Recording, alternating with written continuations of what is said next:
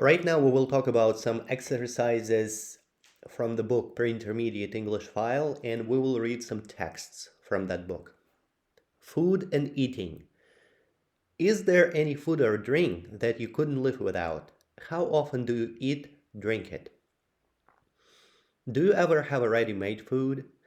Do you ever have takeaway food? What kind? What's your favorite fruit?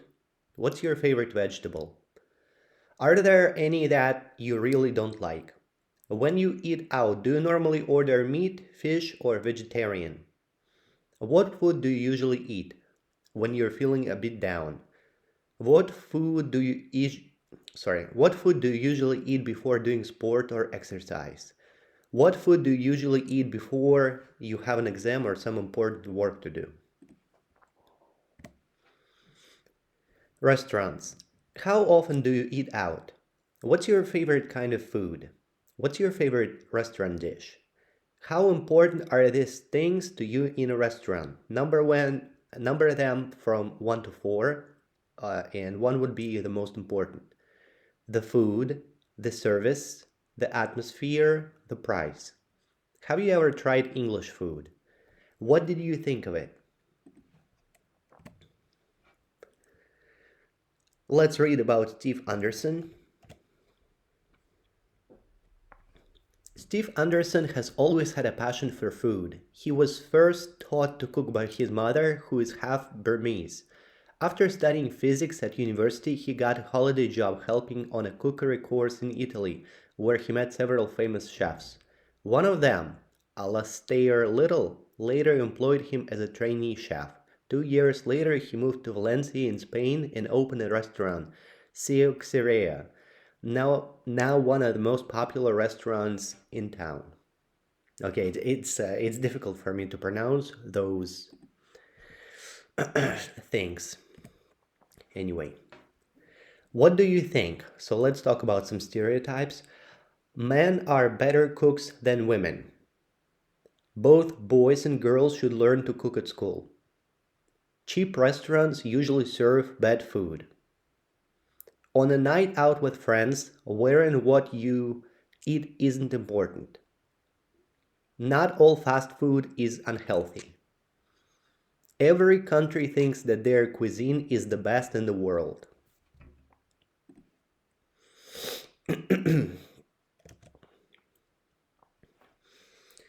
Changing for the better. Family life is changing in the UK, but not in the way we might think. When the BBC did a survey of families in Britain, they expected to find that family relationships were suffering because of the decline in traditional family structures. However, some of the results were quite surprising. 58% of men and 38% of women aged 20 to 24 still live at home with their parents. 30% use the internet at least once a week to contact their families. On average, adults live 130 kilometers from their parents.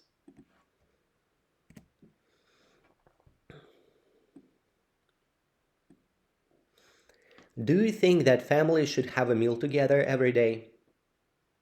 Do you think that children should leave home as soon as they can afford to?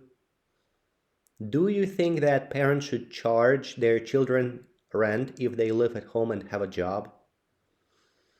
Do you think that parents should be friends with their children on social networking sites like Facebook? Do you think that elderly parents should live with their children when they are too old to live alone?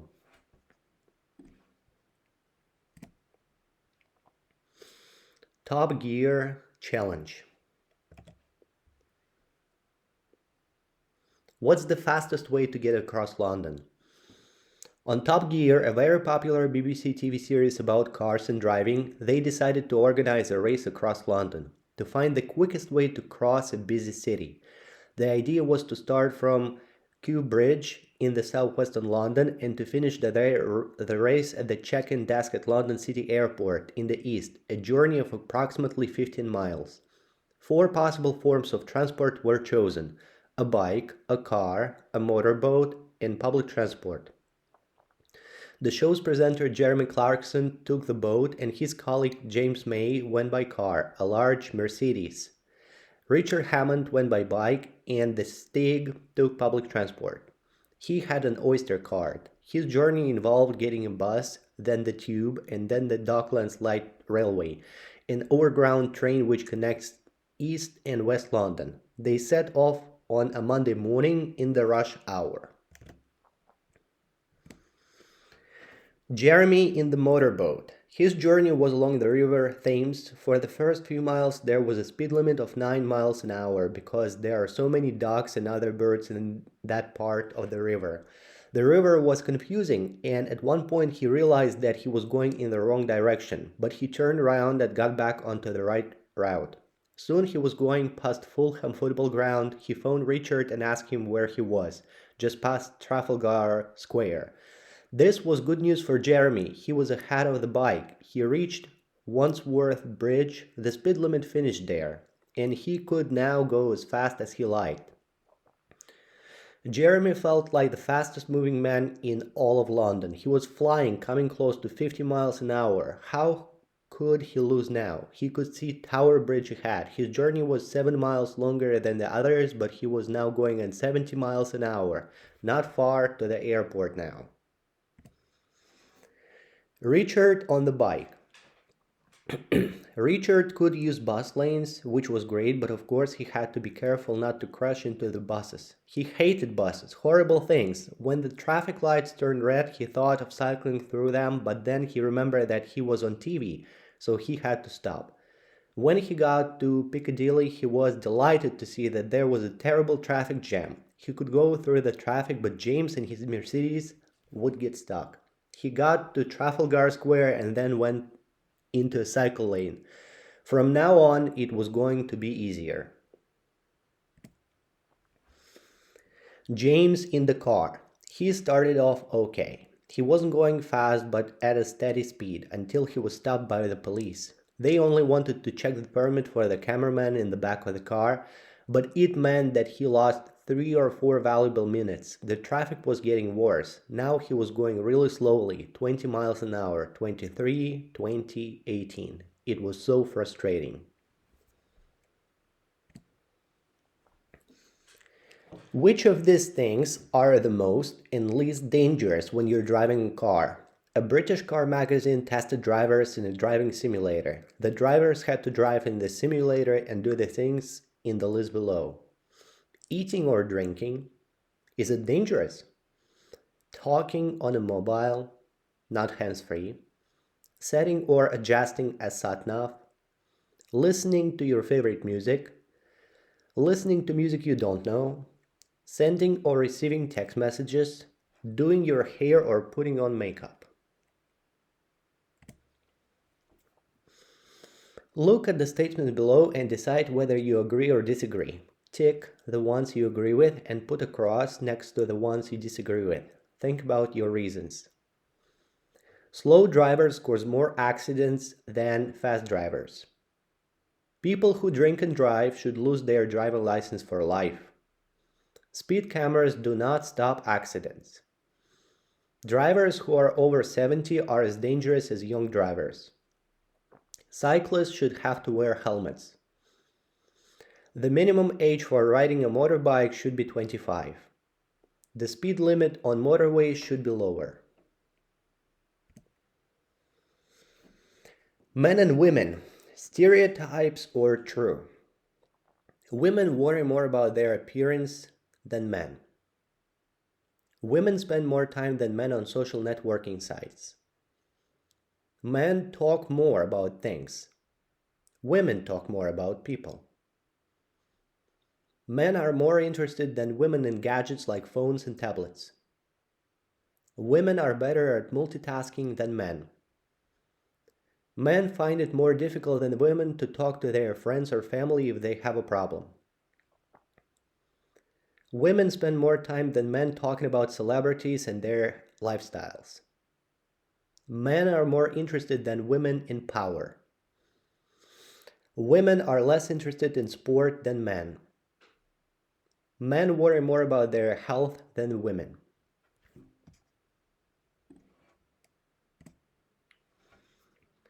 Look at the topics, choose two or three, and think about what you could say for them. Something you've tried to learn but have never been able to do well. Something you learned to do after a lot of effort. Something you can do but you'd like to be able to do better. Something new that you would like to be able to do. Something you're learning to do that you hope you'll soon be able to do well. Something you think all young people should be able to do before they leave school.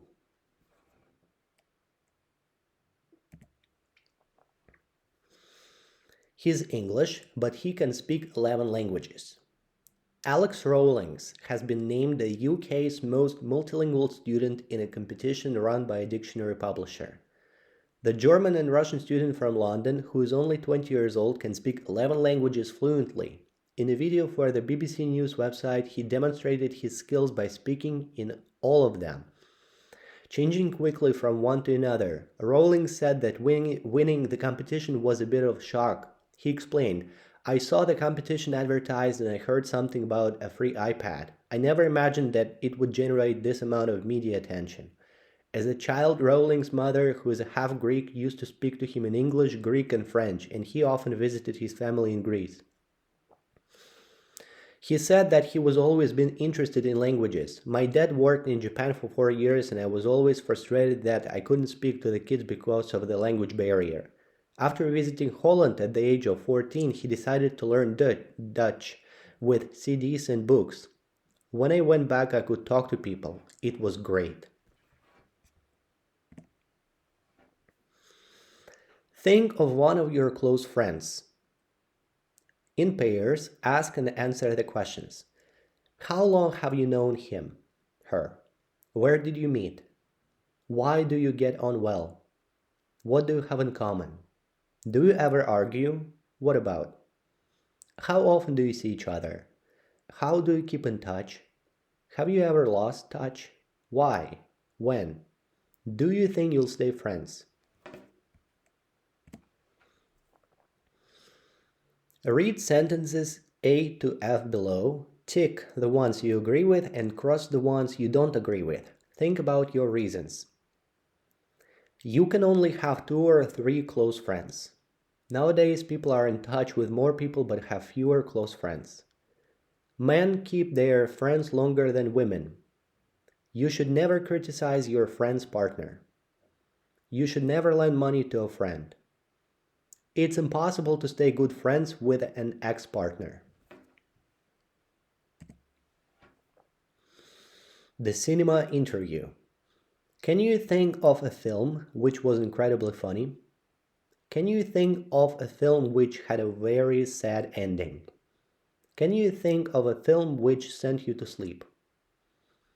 Do you prefer seeing films at home or in the cinema? Do you prefer seeing American films? Do you prefer seeing other foreign films? Do you prefer seeing films from your country? Do you prefer seeing foreign films dubbed or with subtitles? Tell me about a really good film you've seen this year. What kind of film is it? Is it based on a book or on a real event? Where and when is it set? Who's in it? Who is it directed by? Does it have a good plot?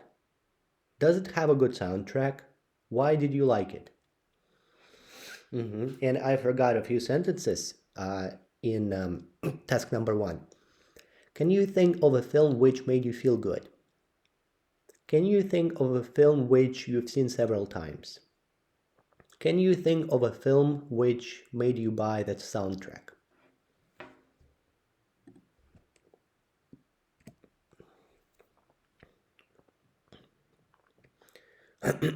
What does your profile picture say about you? Whether it's a photo of you on a night out or of you with your newborn baby, the image you choose to represent you on social networking sites says a lot about you. Profile pictures on Facebook and similar sites are the visual projection to friends and family of who you are and what you are like. On Twitter, where people follow both friends and strangers, profile pictures are smaller and perhaps more significant. They are often the first and only visual introduction people have to each other. So what does your profile photo say about you? Right now we will talk about some subjects. Now match the questions with this school subjects, then listen and check. Biology, chemistry, geography, history, information technology, literature, maths, physics. So question number 1. How many wives did King Henry VIII have? This is history. What is the capital of Brazil? Geography. Who wrote David Copperfield? Literature. How many megabytes are there in a gigabyte? Information technology. Who developed the theory of relativity? Physics. What is 5 multiplied by 18 divided by 4? Maths. How many legs does an insect have? Biology. What is water made of? Chemistry.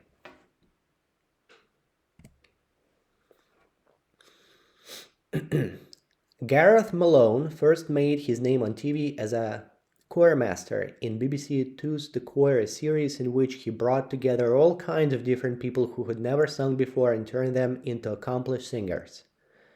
Last April, Gareth took on what was perhaps an even bigger challenge. He became a primary school teacher for a term. His mission was to teach a group of 11-year-old boys from a mixed primary school in Essex, in the south of England. Many of the boys weren't doing well. Many of the boys weren't doing very well at school, and like many other boys in Britain, they were a long way behind the girls in reading and writing. The result is Gareth Malone's Extraordinary School for Boys, a 3-part series for BBC.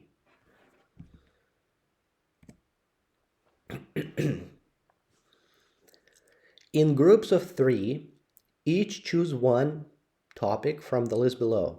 Decide if you agree or disagree and write down at least 3 reasons. Boys and girls both learn better in single-sex schools.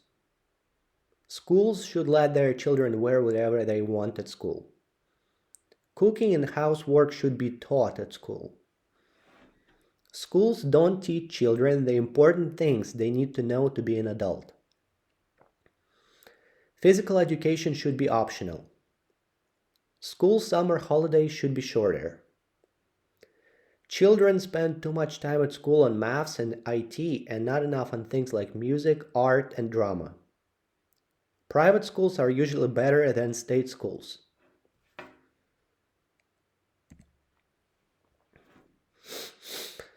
Still living at home. More and more young people in their 20s all over the world are living with their parents because it is too expensive for them to rent or buy a place of their own. Are you living at home? Are you happy with it? Post a comment at still living at home. Comments. Vivian. If I had the money, I would move out immediately. All I want is somewhere that's my own, where I can do what I want, where I can have my own furniture and pictures, where no one can tell me what to do. If it was my place, I'd be happy to do the cleaning and things like that. I would look after it. But at the moment, it's just a dream, because I can't find a job. Marco. I'm perfectly happy living at home. If I lived on my own, I'd have to pay rent, do the housework and the cooking. Here my mother does my washing, she cleans my room, and of course she cooks, and her food is wonderful. I have a nice room, I have my computer where I can watch TV. Why would I want to live? Even if I could afford it, I wouldn't move out. Not until I get married. Andrea. It isn't that my parents aren't good to me. They are. If they weren't, I wouldn't live with them. But I just don't feel independent. I'm 29, but I sometimes worry that if I come back very late after a night out, I'll find them still awake waiting up for me. It's never happened, but it still makes me want to move out. Carlos. I'd love to move out. I get on well with my parents, but I think I'd get on with them even better if I didn't live at home. My mother drives me mad. It isn't her fault, but she does. And I'd really like to have a dog, but my mother is allergic to them.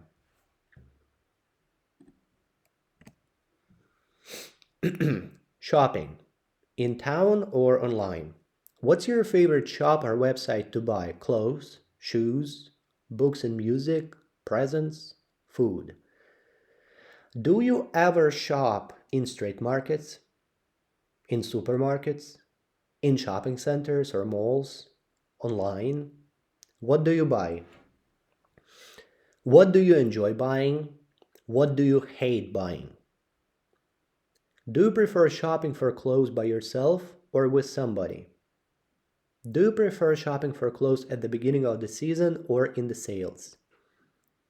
What do you think are the advantages and disadvantages of buying clothes online?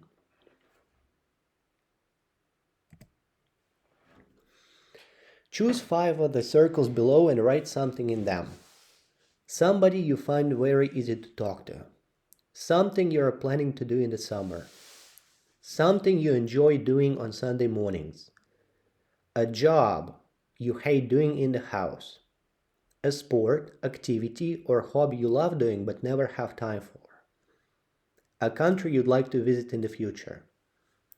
Something you're afraid of doing. A job you love to do. Somebody you wouldn't like to go on holiday with.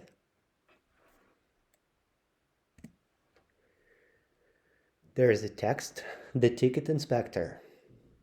I was living in a student flat in North London when the police knocked on my door one night. I thought it was because I hadn't paid the rent for a few months, so I didn't open the door. But then I wondered if it was something to do with my mother, who I knew wasn't very well. There was no phone in the flat, and this was before the days of mobile phones.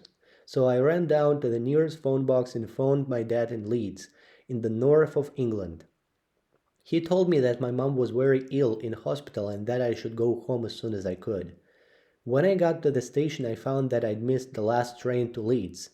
There was a train to Peterborough, from where some local trains went to Leeds, but I would miss the connection by about 20 minutes. I decided to get that Peterborough train. I was so desperate to get home that I thought maybe I could hitchhike from Peterborough. Tickets, please. I looked up and saw the ticket inspector. He could see from my eyes that I'd been crying. Are you okay? He asked. Of course I'm okay, I said. You look awful, he continued. Is there anything I can do? You could go away, I said rudely. But he didn't. He sat down and said, if there's a problem, I'm here to help.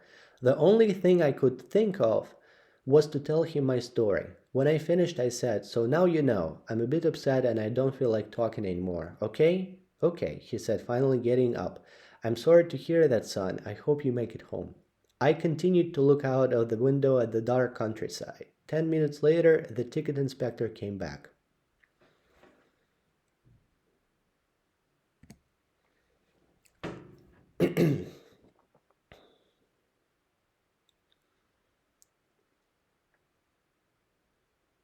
A question of luck. What is the question we always ask about successful people? We want to know what they're like, what kind of personalities they have, or how intelligent they are, or what kind of lifestyle they have, or what special talents they might have been born with. And we assume that it is those personal qualities that explain how that individual gets to the top of his or her profession. But according to Malcolm Gladwell, in his book Outliers, we're asking the wrong questions. He thinks that while talent is obviously a factor, there are 2 other more important ones that make a person successful. The first of these factors is luck. He begins with the example of sports players. In recent research done in various groups of elite ice hockey players from Canada and the Czech Republic, one fascinating fact came to light. In both countries, it was discovered that 40% of the players in the top teams were born between January and March, 30% between April and June, 20% between July and September, and only 10% between October and December. The explanation was simple. The school year in this country runs from January to December. A boy who is 10 on January 2nd will be in the same class as one whose 10th birthday is on December 30th. The chances are the first boy will be bigger, stronger, and more coordinated. He is much more likely than the other boys to be chosen to play in junior teams. He will then get better coaching than the others and will play many more games. So will also get more practice. In the beginning, his advantage isn't so much that he's more talented, simply that he's older. He was lucky enough to be born in the first months of the year. But by the age of 13 or 14, with the extra coaching and practice, he really will be better than the others and far more likely to be successful. The extra practice is vital because the second factor that Gladwell believes is of great importance in determining whether somebody is going to be successful